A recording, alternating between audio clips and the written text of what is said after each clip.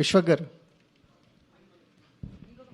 Sir sir all the best అండి. Thank function you. చాలా ప్రామిసింగ్గా ఉంది. ఈ కాంబినేషన్ కానీ చాలా రిఫ్రెషింగ్గా ఉన్నాయి, జోక్స్ కూడా.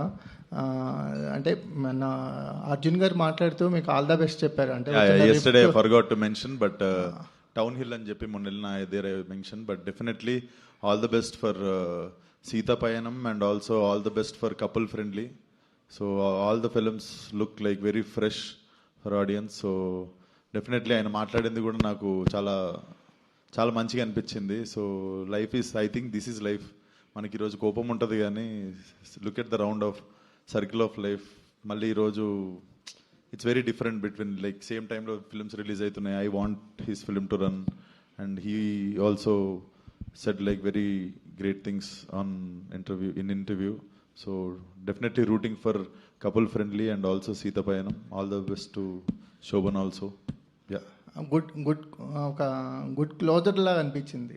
Even I felt same sir. Sir circle of life. అంటే ఇప్పుడు ఈ మూవీ విషయానికి వచ్చేసరికల్లా కొంచెం రిఫ్రెషింగ్ అనిపిస్తుంది. అంటే ప్రీవియస్ మూవీస్తో కంపేర్ చేస్తే ప్రీవియస్ మూవీస్ నుంచి బయటపడి కొంచెం లైటర్ వే అయినట్టున్నారు. అవును, అది తెలియకుండానే కొంచెం రిలాక్స్డ్ ఉన్నా.